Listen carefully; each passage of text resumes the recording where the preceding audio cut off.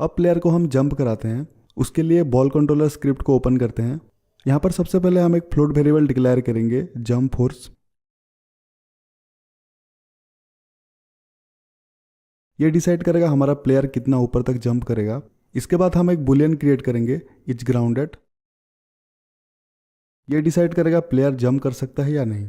अगर is grounded false होगा तो प्लेयर जंप नहीं कर पाएगा, और अगर इज ग्राउंडेड ट्रू होगा तो प्लेयर जंप कर पाएगा।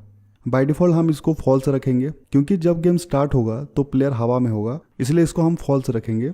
यहाँ पर हम एक फंक्शन क्रिएट करेंगे जंप।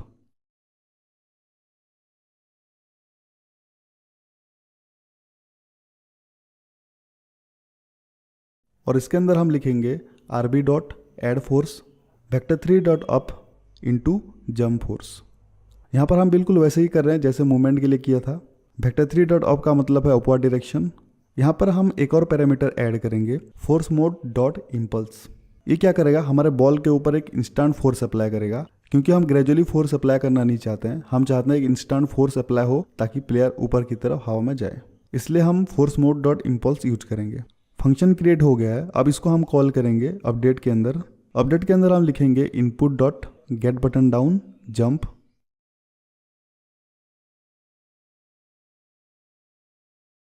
यहाँ पर जंप कहाँ से आया, हमने इनपुट के अंदर देखा था, वहाँ पर जंप नाम का एक बटन था। उसको कौन सा की असाइन किया गया था, स्पेस की। अगर हम स्पेस की को दबाएंगे तो जंप वाला बटन एक्टिवेट होगा, तो यहाँ पर हम वही यूज़ कर रहे हैं। अब अपने हिसाब से कोई भी इनपुट ले सकते हो, पर जनरली हम जंप के लिए यही बटन यूज़ करते हैं। अब इसके अंदर हम कॉल कर देंगे जंप फंक्शन को। अभी कोड देखने में तो सही लग रहा है, लेकिन अभी भी एक दिक्कत है। अगर प्लेयर बार बार स्पेस की को दबाएगा तो बॉल ऊपर की तरफ जंप करता जाएगा, जो कि हम नहीं चाहते। इसलिए हम क्या करेंगे, यहाँ पर एक और कंडीशन ऐड करेंगे इज ग्राउंडेड। अब प्लेयर तभी जंप कर पाएगा अगर वो ग्राउंड पे है। अगर वो ऑलरेडी हवा में है तो फिर से वो जंप नहीं कर पाएगा। उसके लिए हम इधर ऐड कर देंगे is grounded is equal to false. अब जब प्लेयर जंप की को प्रेस करेगा और अगर वो ग्राउंडेड है तो सबसे पहले इज ग्राउंडेड फॉल्स हो जाएगा और फिर वो जंप करेगा।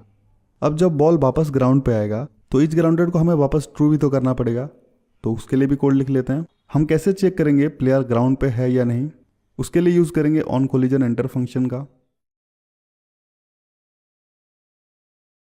इसके अंदर हम लिखेंगे if collision dot game object dot compare tag ground, तो हम is grounded is equal to true कर देंगे।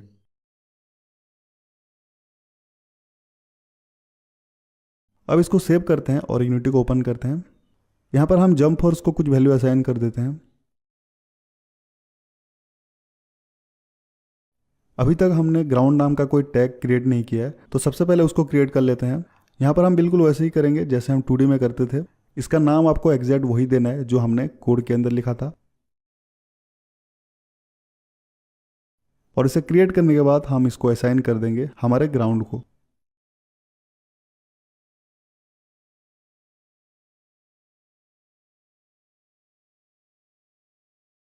अब इसको प्ले करके देखते हैं।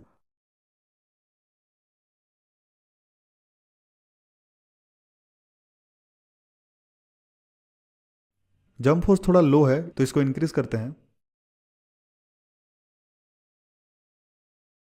7 पुट करके देखते हैं और टेस्ट करते हैं।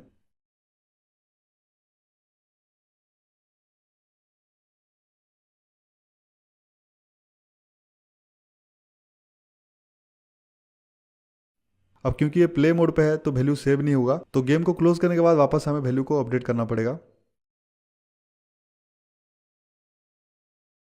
यहाँ से जंप करके एकदम से आगे मूव करने में थोड़ा डिफिकल्टी आ रहा है, तो इसलिए हम लेवल्स में थोड़ा सा मॉडिफिकेशन करेंगे। आप ग्राउंड को इंस्पेक्टर के अंदर सिलेक्ट कर सकते हो या फिर आप इसको डायरेक्टली सीन के अंदर सिलेक्ट कर सकते हो। आप CTRL को होल्ड करके मल्टीपल गेम ऑब्जेक्ट्स को सिलेक्ट कर सकते हो। हम प्लेटफॉर्म को थोड़ा सा राइट की तरफ मूव करेंगे ताकि हम जंप करके आगे इजीली मूव कर पाए। अभी हम सीन के अंदर फ्रीली मूव कर सकते हैं और जंप भी कर सकते हैं।